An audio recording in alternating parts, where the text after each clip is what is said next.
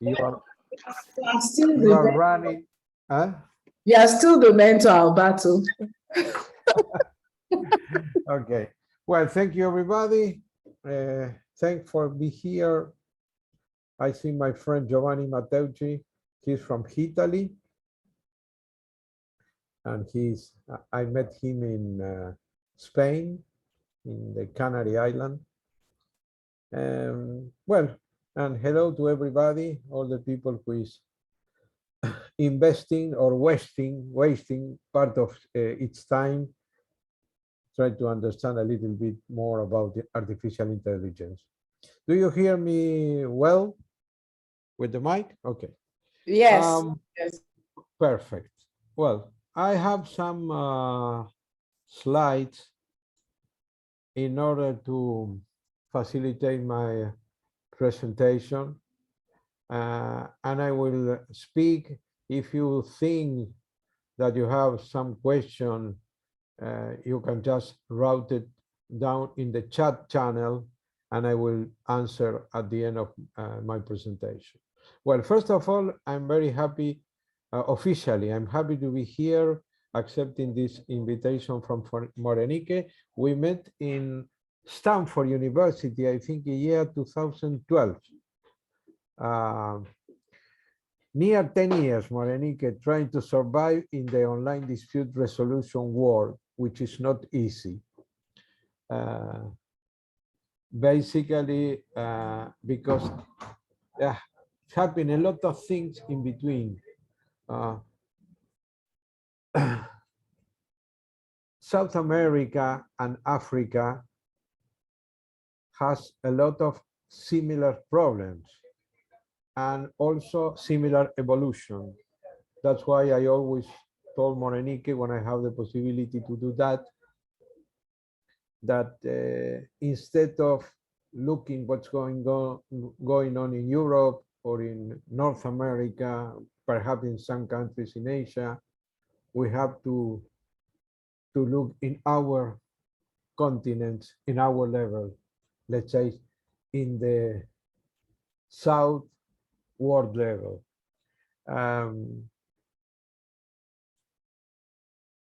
Before the pandemic, before the COVID-19, it was just a few number of mediators and professionals in online dispute resolution believing that mediate online was possible. Even though I was working with the Center of Technology and Conflict Resolution led by Ethan Cash from year, I don't know, 2008, 2009. And I was pushing this issue into our countries in the region in Latin America. I'm talking from Mexico to Argentina, several years, with a reasonable success in when the technology becomes a little bit more user-friendly. Because the issue with this is, if technology is user-friendly, it's much more easy offer services to our citizens, to our clients, to our customers. Because in fact, online dispute resolution should be a system or an idea belonging to our organization, offering to persons or to organizations different or new ways to solve conflict. There is a book, the name is The Blue Ocean Strategy. It says that if the people, the society is not willing to accept a new technology, there are no value added of that technology and there are no future. Unluckily, the pandemic pushed the mediators and the society to jump into the online dispute resolution, not because they believe it, just because apparently was a way to continue try to make some money regarding the mediation. Basically, please take in consideration that even though I have a general knowledge about what's going on in conflict resolution in around the whole world, I'm just talking basically what was going on in South America, where is my expertise, which is more deeply.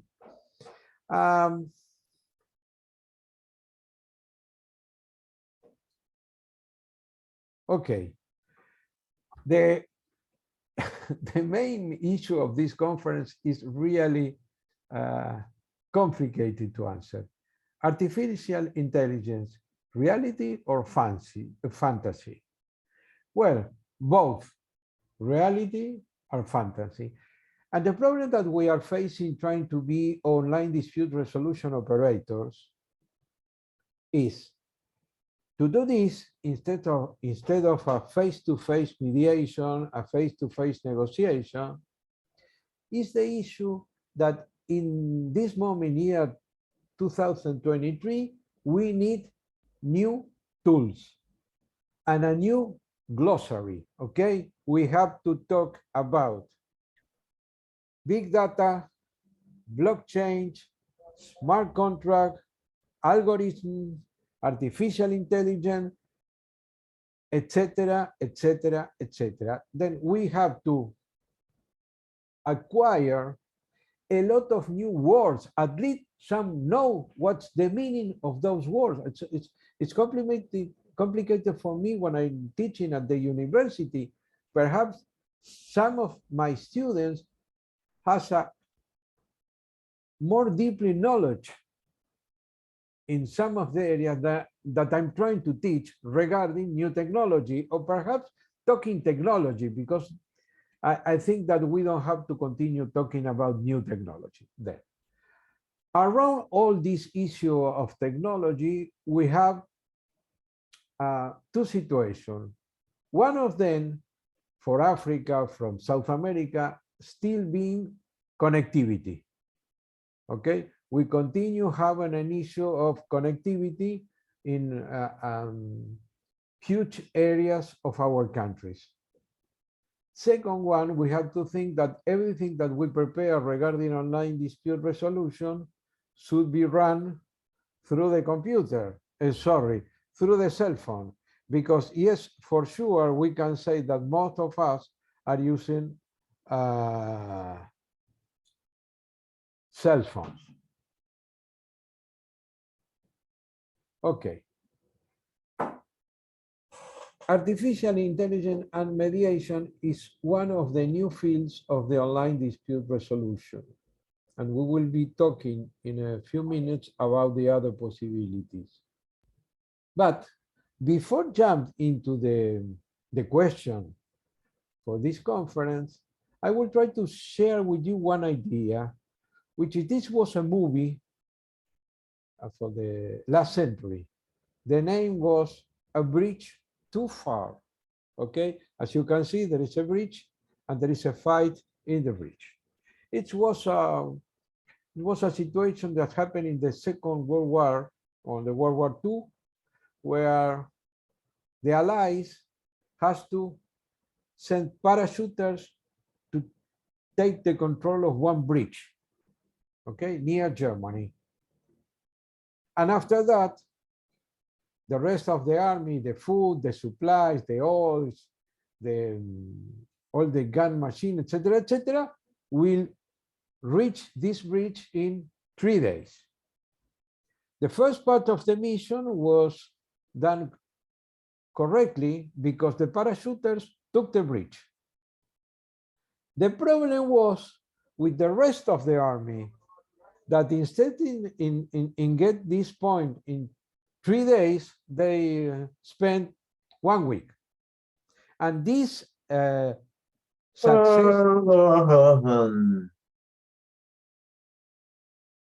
Michael, you have any question? Because you have your mic. I mic muted open. him, Alberto. I muted him. Sorry about. No, it's okay. Then, regarding artificial intelligence, it's exactly the same that a bridge too far. Why? Because you have probably now an enlightened vanguard. Okay? And what happened with that? The reach is too far for the logistics, it needs them, and the mission fails. Why? Because the people who's coming behind didn't arrive on time and help the people who already was in the bridge. It's exactly the same situation that we're facing now with artificial intelligence. You have some people that is talking, articulating. You have Morenike, Bob Berman from Next Level Mediation in one union conference, explaining us the possibility to articulate artificial intelligence with its platform, Next Level Mediation. But it's a bridge too far now. It's a bridge too far for a lot of reasons. And our responsibility at what you are doing now, for example, with this small conference, is trying to reduce the digital gap for mediators, negotiators, and arbitrators, because this is the problem. We have a huge community of peace operators who has more than 50 years old. They didn't was born with new technology. They was born just with a phone and not with a cell phone, a regular phone at home, if they were lucky to have it. Then, what is the artificial intelligence exactly applied? It's an algorithm behind a fancy name. But in 1962, Hanna-Barbera has a cartoon called The Jetsons, okay? The Jetsons here, the lady is having online classes. Exactly the same situation that we are facing now. But this online class was dreamed by some writers in 1962. And everybody was laughing about the possibility to do this. But now it's happened. We are the example that from Nigeria to Argentina, plus other countries in the world, today we are having an online class. In this case, this was a fantasy, and today it's a reality. But we also have seen, I'm sure, the movie Terminator, where was a computer program called Skynet that took control or tried to take control of the humanity. And this is one of the dangerous situations that we are facing with artificial intelligence. Today or yesterday, Elon Musk and a group of very important people asked for stop the development of the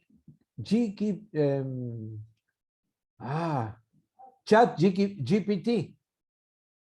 Why? Because it's a very dangerous situation we are facing. Yesterday, I put my name in chat GPT, and they give me, for me, a 90% reasonable information about what we are doing, what are my position, etc., etc. But 10% of the information was wrong. Wrong regarding where I'm the director of a postgraduate program in new technology, blah, blah, blah, blah. It doesn't matter. The idea is that we cannot believe in artificial intelligence as a god, as a religion, because there is a long way to go, and there is a long way to go in order to articulate artificial intelligence with conflict resolution. Because we have the possibility to access to other technology in spite of artificial intelligence, metaverse, holograms. The artificial intelligence that I'm using. For example, I'm using a technology called Copy Genius, which is an artificial intelligence with a lot of templates. And all of a sudden, I asked the Copy Genius technology to write an article in my blog. And I put the name, and I put 10 words, and Copy Genius do it. They write an article about artificial intelligence and conflict resolution. Boring. Without style. It's just like going in the old Google to click on a name and get some links without any emotion. That's the issue that I'm finding now, the lack of emotion in all the activities of artificial intelligence. Yesterday, I was attending a conference with Spain, and the problem with the artificial intelligence is what's the political and moral point of view of the programmer? What's with the programmer? The guy sitting in a computer preparing what the artificial intelligence will do. Okay, what will do the artificial intelligence and in front of a non-expected situation? Let's say those self-driving cars. I show you a situation, you have a self-driving car, and all of a sudden, 10 students cross the street, and in the car, it was a pregnancy woman sleeping, and the car is going along. She's sleeping, the student all of a sudden cross the street, to the left, there is a huge hole where the car could go down, and to the right, there are two people sitting in a bench. And the question to all the people attending the conference was, what the guy who write the algorithm of the last decision of the artificial intelligence will do in front of those situations. If the car goes to the left, the woman will die. If the car goes to the right, two people will die. If the car continue ahead, 10 students will die. And after we make the pool among the participants, people in fact decide a practical solution, a practical response. The woman should die because this was the least damage in this situation. Only one person will die, even though she was pregnant. Continue with this idea of the internet, and this was a conflict to be solved with a self-guided car. The action taken by a self-guided car, it was written for one man or one woman who decided in those situations what the car will do. For example, we have also to take in consideration when we are talking about in the artificial intelligence is the culture and the region. It's called the moral machine. What's the moral, the ethic of this artificial intelligence in a situation inside the context of one specific culture? For example, if there is a highway with a kid and an old man crossing the highway, and the car is coming, self-guided, what he has to do in this situation? Run over the old man or run over the kid? The moral machine says that if you are living in an Oriental culture, the decision should be run over the kid in order to preserve the ancient and the knowledge. The idea is to preserve the knowledge in a society. But here in the Occidental area, okay, the idea should be run the old man and keep the kid alive. That's why You cannot think in an artificial intelligence applied to conflict resolution 100% valid for the whole world. Because at least today, until 2023, March 30, we have different cultures. We have with Morenike a friend in the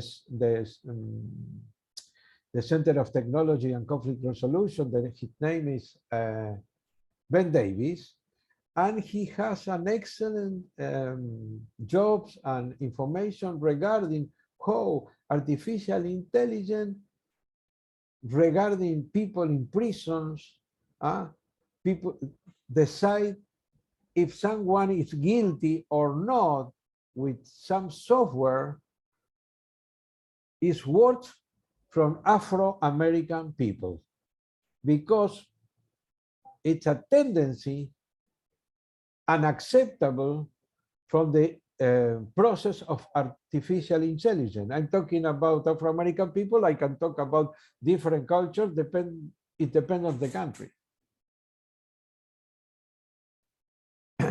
That's why we have to be very careful about this. But basically, from the point of view of the people who is in love of artificial intelligence, and you have people who is against, I just try to be a messenger, Morenike and dear friends. I just to share with you some ideas. It's true that artificial intelligence is transforming the way when we live and work.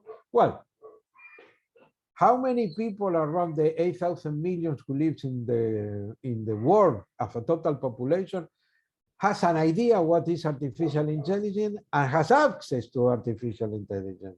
Okay, ChatGPT, it's free, but when you try to work with it several times in the day, you have to pay $20. Okay, because it's money behind all those new products. But it is true that transforming the way when we live and work, and it's not surprised that it's also having an impact in the field of the dispute resolution. That's why when Morenike asked me about what could be the title of my presentation, I say, okay, artificial intelligence, really or fantasy? Just, it's not a fantasy, but it's not a reality. We are in the middle. We are co-living with the change. That's the problem that our generation is facing. We are in the middle of the change. I read this morning one article published in the Jerusalem Post. It says that the problem of our death will be solved in the year 2045. And luckily, I won't be able to reach 2045. It's an article of today, very interesting. There is a professor of the Jerusalem University, its name is Yuval Harari. In one of his books, he wrote, there is only one technical problem who has the humanity, the death. But he said it's a technical problem. Will be technology to solve this problem. Which is the problem? The death. But we are going in a way, after I show you the cartoon of the Jetson, that everything is possible. With the increasing use of artificial intelligence in various industries, it's important to explore the potential benefit and drawback, of course, to incorporate artificial intelligence in the mediation process. How AI improve the mediation experience, and of course, what is the ethical concerns? Morenike is Vice President of the International Council of Online Dispute Resolution, and I have the privilege to be a member of the board.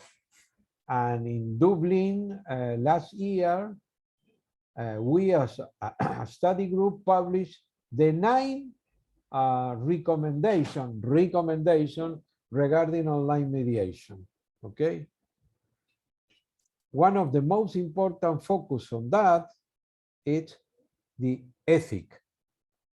In spite of the security, the ethic, now I can say, the ethic in the real world should be exactly the same in the online world. We don't have a human being, two different ethical concepts. Okay, we should be ethical face to face, and we should be ethical online. But sometimes the way that people behaves is that they think that the online ethical should be lower than the face to face.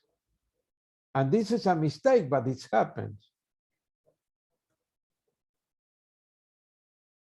Okay, we have to analyze the role of the artificial intelligence and discuss the potential in the field, explore the benefits, efficiency, accuracy, accessibility.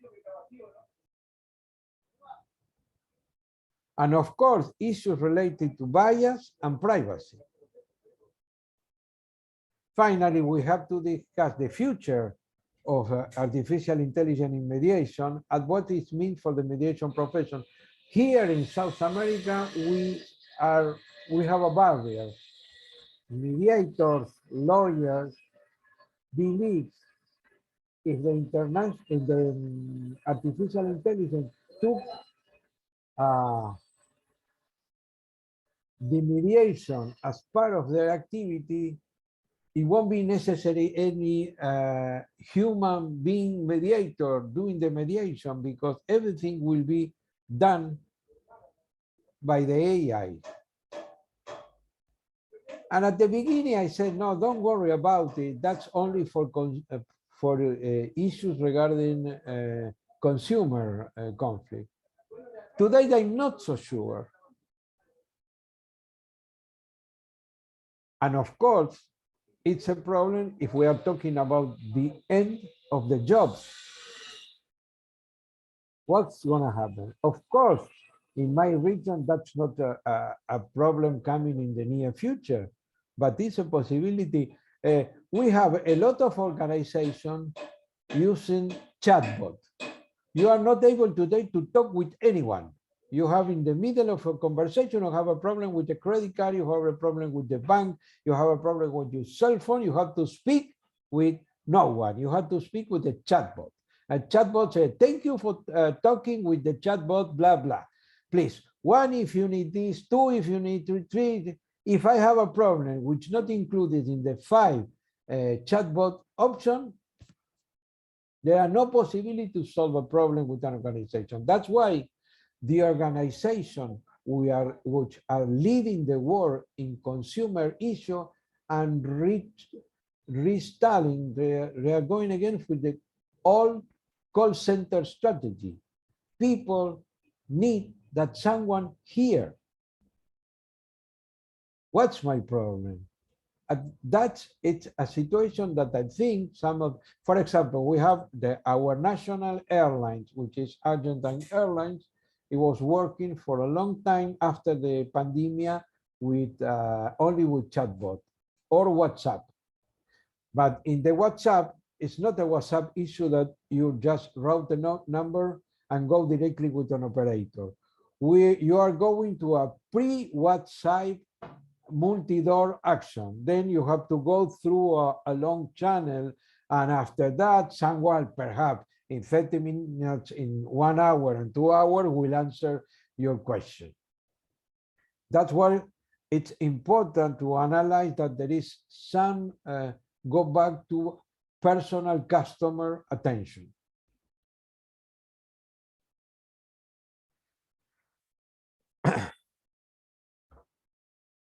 What is the concept of, as we call the part 4 in a conflict? Artificial intelligence, in the sense of using data and algorithm to respond to change and learn from experience. That's an important issue of the artificial intelligence. The machine learn from the experience. The problem is if it learns more than we know and less than we know.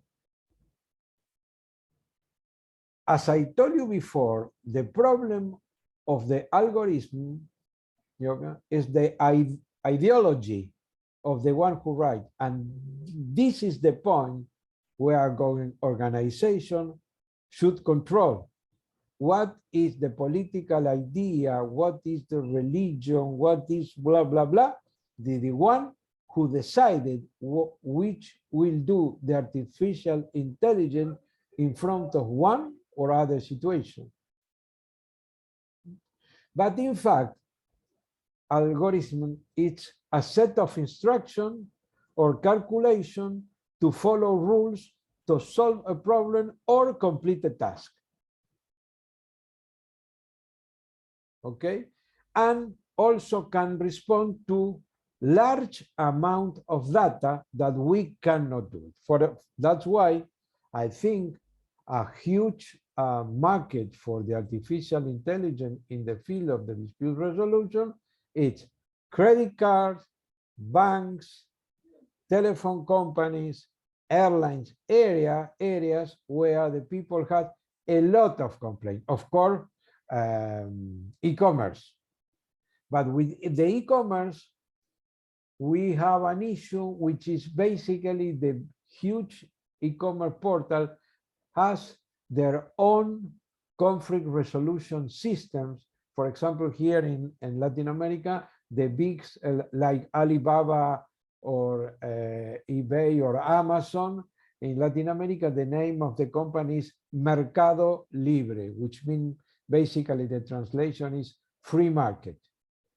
And they have a process when a buyer and a seller has a problem, which is called non-typical mediation. Which is the meaning of non-typical mediation? Well, it's a process where the buyer has the possibility to return the product in 30 days without any explanation.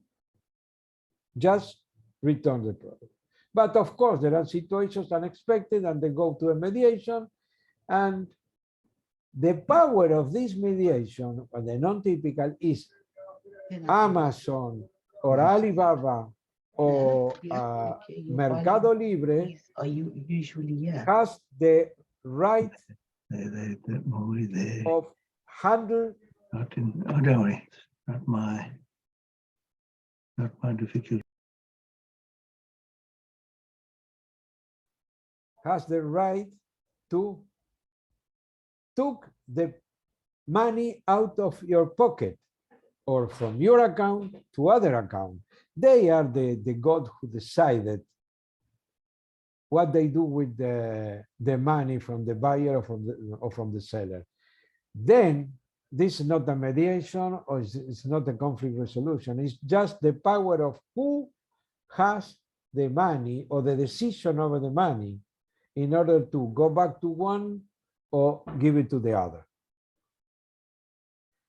And this is not artificial intelligence, but up to now, all the operations in conflict under this platform, Mercado Libre, is solved around the money. How they solve it around the money? They don't care about who is right or who is wrong regarding the commercial transaction.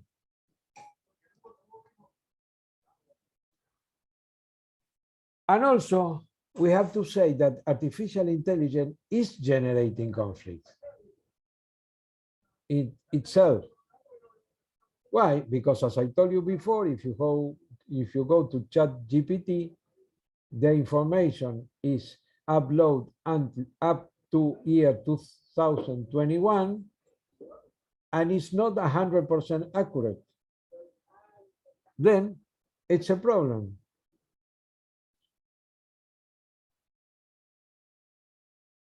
And I think here I put a list of what the benefits of using artificial intelligence in a new environment with millions of transactions and relationships. You remember, Morenique, our friend, the platform from our friend Zbigniew, Justice. In fact, the idea was excellent. because they put all the, UC was a platform created in Czech Republic from a friend of us, of Morenike and myself. I think we are talking about, I don't know, 2017, 2016, something around that. And the idea was if the consumer conflicts are exactly the same, we have to create a chart and put all those conflicts in a list. For example, the product that I buy, this is not the product that I buy, I receive it late, I have a problem with the payment, etc., etc. And the consumer, if they have an issue, only have to put a mark in a box, and that's create a case. And I was trying to help Zbigniew with the idea of use some of the new system. And here in Latin America, nobody wants to leave the last word in the hands of a third person, because we are talking who has a decision when you have a consumer conflict, the seller, the buyer, or a third party. Now we are talking with a fourth party, or the third party will be artificial intelligence.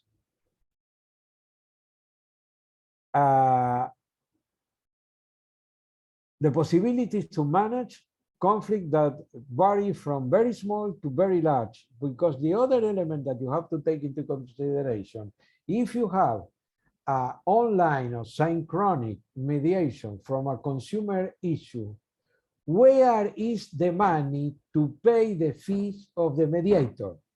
If you are dealing for 40 minutes in a problem where I bought a book from China to Argentina, and when I arrived, it was a different book that I didn't buy. There are no money to give it back, and I have to solve a problem of $50. If I'm dealing with a $50 issue, where is the money that I can be paid as mediator? $5 for 45 minutes? That's where the artificial intelligence, it makes sense. Why? And the other problem is you have in a lot of countries, including my country, Argentina, where you have that basically those disputes are handled by the government. Okay, we have here official, a governmental process to solve consumer problems. But for example, if before internet, I was selling TV plasmas, I don't know, 1,000 per month. And now with internet, I'm selling 100,000 per month. Before I had 2% of complaint. Now I'm still having 2% of complaint, but it's different, 2% of 1,000 than 2% on 100,000. Then the issue is, because you, personal businessman, succeed in your business, all the taxpayers should pay the cost of facilitate your conflict in an official government office about consumer issues. That's why it's necessary also to develop private conflict consumer resolution platforms.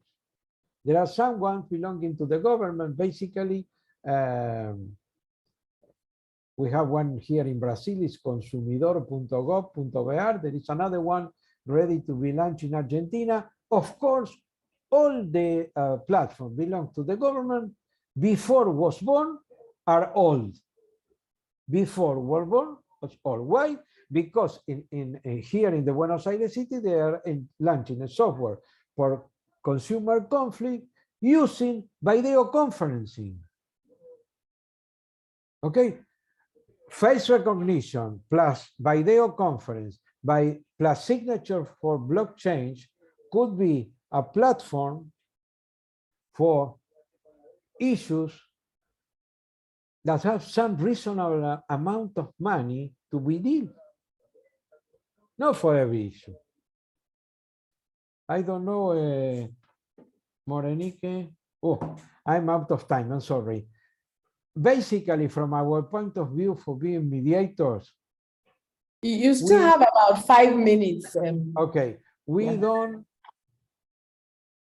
have to be nuclear engineers in order to deal with artificial intelligence. We just have to understand what we put inside the black box. There apparently will be some algorithm solving the problem that we input, and we have to take care of the quality of the output of this black box. What's going on inside? This is not our problem. Of course, we have to take care of the outcome regarding if there is any bias with the outcome.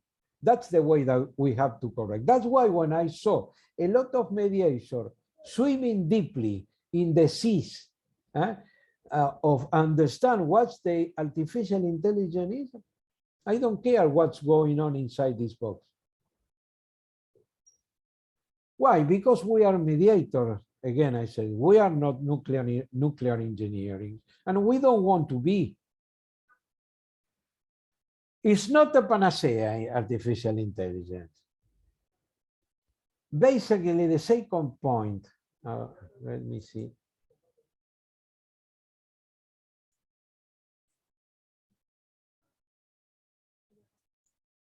There is an unequal situation, which is advantage for those who have data and machines. In fact, what happened with the people who don't have access to data or machine? Because when we talk about online dispute resolution, we pretend that the whole world has access to technology. This is a lie. I wrote an article regarding distant mediation as a bridge for social inclusion. My idea is that we have to use technology to reduce the digital gap, the digital divide, and to facilitate access to justice to people who don't have access to justice, because are from blue collars to down in the pyramid of the society. As I can see, I said before, we have to obtain clear results, but the process is opaque. And what's going on with the individual attention versus the massive solutions?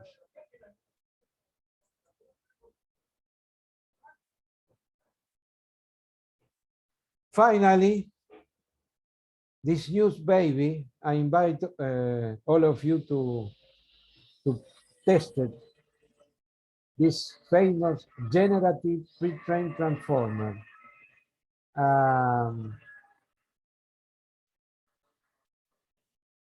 It's quite an experience.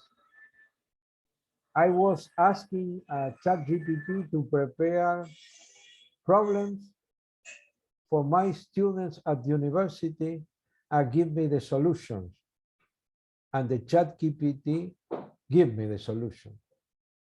Today, I cannot ask my students, let's say, suppose, give me an idea about what William Ury think in any one of its books. Why? Because the ChatGPT will do it automatically. Now, the only way up to date that I have to test my students is orally. Why? Because the only way to do this is orally, because if I send an online examination, they will do it with the GPT. They will not read the compulsory books offered or proposed. Well, as I said before, this is my friend Yuval Noah Harari, a brilliant professor at the Jerusalem University. He says the only technical issue that the humanity has ahead is the death, and that will be solved.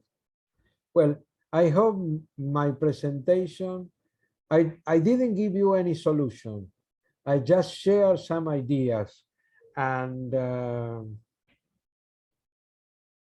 I think we have to accept the artificial intelligence. I have to live with the artificial intelligence. because our students are living with the artificial intelligence. And in fact, I just will end with a short story. In year 1980, I was working in a credit card in Argentina who just was launched. I'm sure you know it, American Express. I was working in American Express and the general manager was an English guy or an American guy. And he walked into my office and he said, Alberto, please, this is my friend. He has a new technology. I think that will be useful for us. Okay, the guy sit down in a chair, put a box over the desk, open it, and it was a fax. And he asked me, do you know what is this? No, it's a fax. And what for? Well, you put the paper here in Argentina and the paper will appear in New York. What do you think? I said, do you think that the people will need put a paper here in Argentina? We use telex.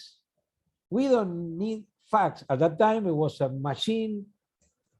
It was a telex, the way that we send the information to the main office. And the fax was born, was issued, and died.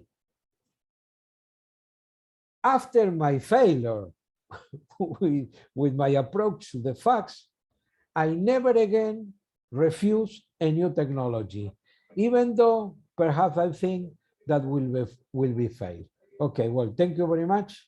I think I'm on time, and I don't know if I more or less satisfy some of your expectation, Morenique and friends. Thank you very much, Alberto. That was very good. And I'm glad Bob is here.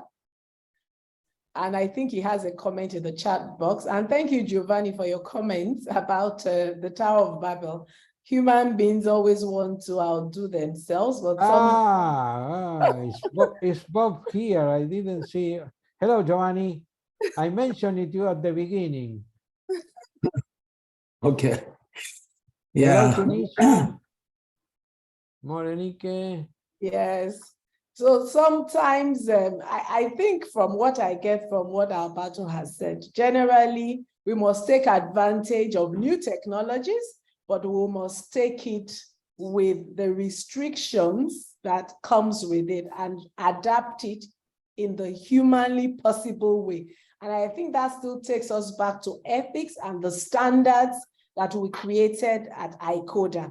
So, and thank you. We didn't want solutions. We wanted you to stir up ideas, because the essence of these gatherings is really to discuss and learn and share knowledge. Let me say here that Bob is here, that the platform that I recommended, that tell anybody that is the most advanced in the world regarding this articulation, is Next Level Mediation. Even though yesterday in my presentation, I present its 10 minutes video belonging to the ICODR meeting when he spoke about the very clever way that he showed the articulation between artificial intelligence and its mediation platform. Congratulations, Bob. Your job is excellent.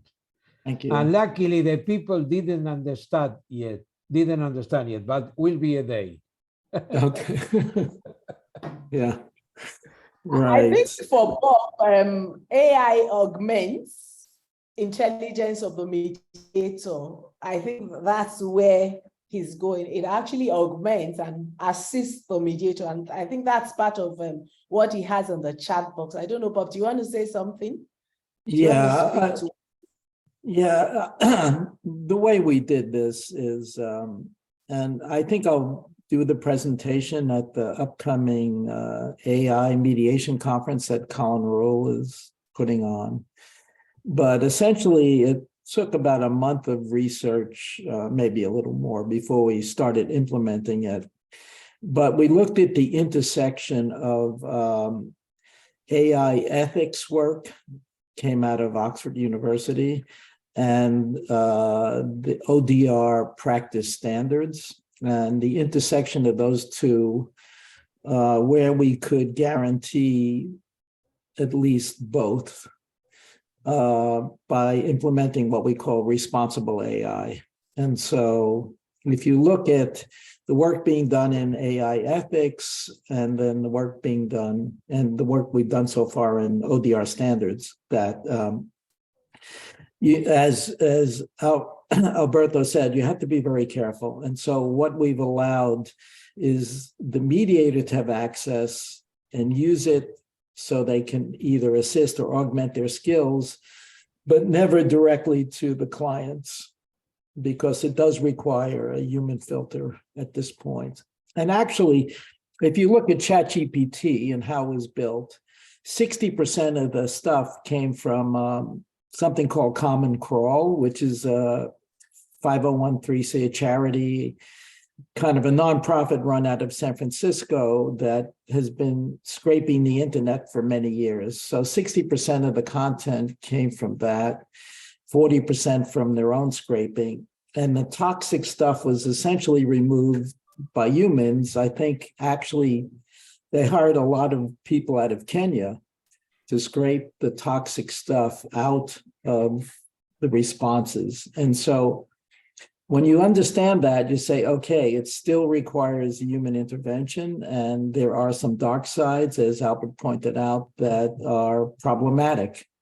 And it does not take into account cultural, religious differences or regional differences. And that's why you need the intermediary at this point, and not to just go to full automation. So. Thank you very much, Bob. I think Salma had a question for you, Alberto. It's in the, do you want me to read it? Thank you, Alberto, for this informative presentation. I would like to ask about confidentiality issue. When a platform is used for ODR, who is responsible for preserving the personal information shared? The mediator is not the only party that have access to this information. Do you want to jump in there, Alberto? Well, my first, I was host of the first ODR forum in Buenos Aires in Argentina in 2010. And the first question was about confidentiality. There are different approaches for confidentiality. The first one is, who is standing here at the back of the computer? You know? No. Now, for example, there is a program called Proctorized in order to text students online who has a rotation of 360 degrees in the room where you are. That's one of the examples, where you are doing the mediation in order to check that you are alone. But the worst issue is, what confidentiality could be done with everybody if you do a mediation in Teams, in Google Meet, in Zoom? All this info, it's located in the servers of the owners of the video conferencing platforms. In spite of the Zoom bombing. And there is another issue. You, as a mediator, should tell the parties that you cannot guarantee 100% confidentiality because this session will not be allocated in your server or in the court services, because this is another problem. We have courts in Latin America who allow the mediators or ask the mediator to have its own mediation room, which this is not true. This is not a mediation room. It's just a video conferencing platform. But all this info goes to the servers of the owners of the platform. And it's a transfer among the responsibility of keep the data of the citizens, which belongs to the government, because the government cannot control, the mediator cannot control, and he cannot be responsible and to protect this data. Then we have two issues of confidentiality. If the person is alone with doing the mediation, it's one problem, and the other problem is where the data of the video conference goes. Some entrepreneurs in Latin America were trying to build up online dispute resolution software to be sold to the government. When you are in a final rush, it's the entrepreneur, the government, the chief technology officer of the government. Yeah, and it say, okay, this is the software, and the president of the Supreme Court is happy to have a new technology to solve the conflict, and the chief technology officer says, why? Because I won't be responsible if the information is not allocated in our servers, the public servers, not the servers of the entrepreneur, which is selling a software. That's why a lot of developers of the software couldn't succeed if they prepare their strategic plan only thinking that they will sell this platform to governments and courts. And this is the other issue of confidentiality.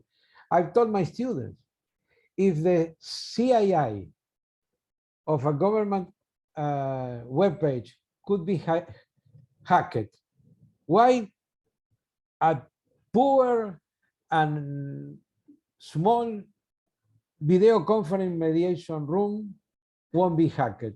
Impossible. That is, perhaps it won't be hacked because nobody pay attention or is interested what is going in the mediation in the divorce between John and Mary, because they don't care what's going on. Perhaps someone want to know what specifically happened inside, but I think there's a lot of pending issues regarding confidentiality, and it's like a small blanket. Okay, if I cover my head, I couldn't cover my feet.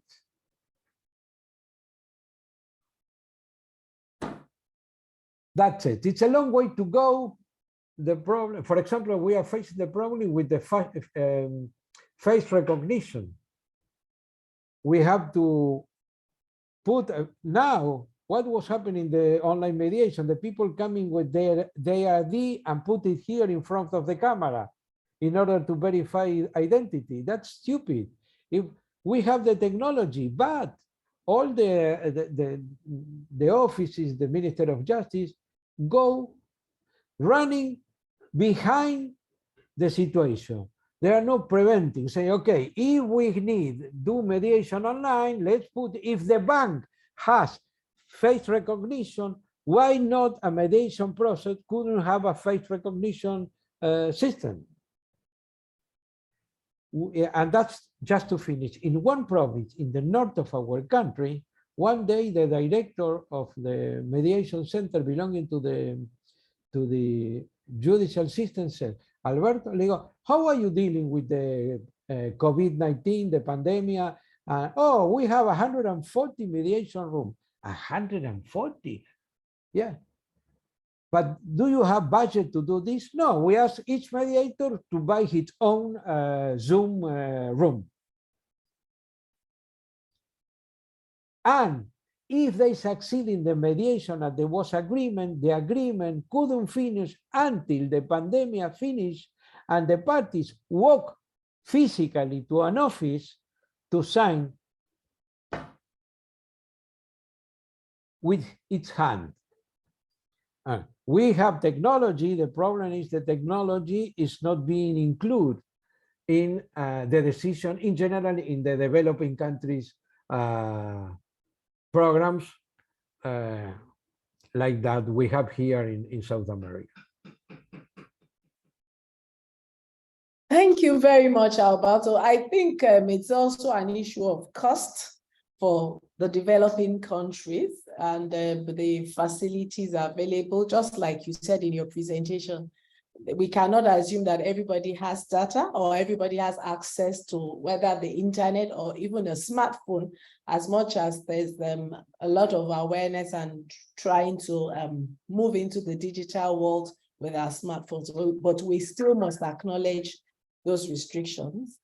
As much as we would love to continue this conversation, if you have any more questions, please email us at info@odiaafrica.com and we will definitely get Alberto to answer your questions.